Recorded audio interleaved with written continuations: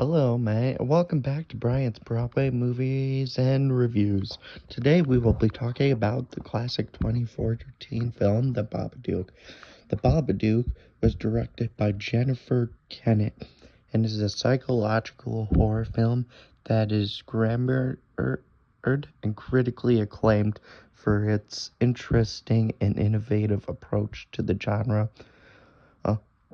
The story revolves around a grieving woman, Amelia, played by Issa Davis, and her troubled son, Samuel, played by Noah Wiseman, who are hunted by a sinister entry from a mysterious pop-up book called Mr. Babadook. Now let's start with the strengths. The first strength would be psychological depth. The film expertly intertwines supernatural horror with real-life themes of grief, depression, and mental illness.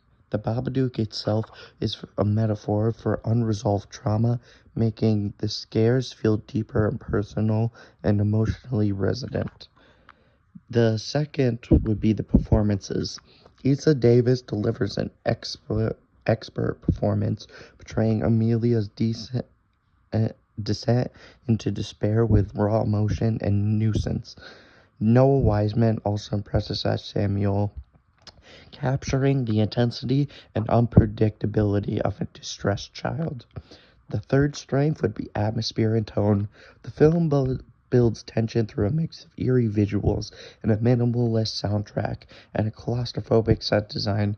The muted color palette and the shadowy corners of Amelia's home amplified the feeling of dread.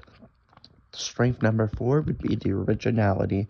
The Babadook has no jump scares and approaches a slow burn up, relying more on the psychological tension and unsettling imagery. This makes it stand out from more conventional horror films. And last but not least, the final strength would be its symbolism. The Babadook's presence and Amelia's eventual confrontation with it severe as an allegory for learning to live with grief rather than suppressing it. Now, some of the weaknesses that I think is pacing. The first weakness.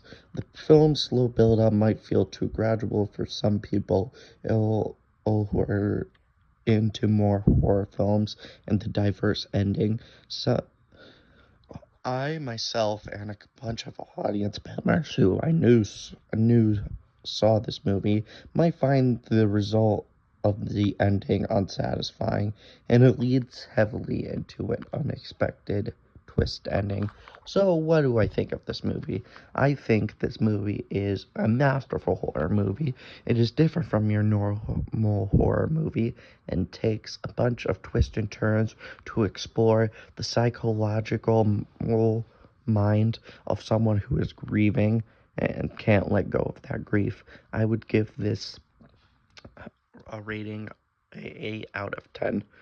Thank you for tuning in to Brian's Movie Reviews and Broadway shows. Check out the poll this week.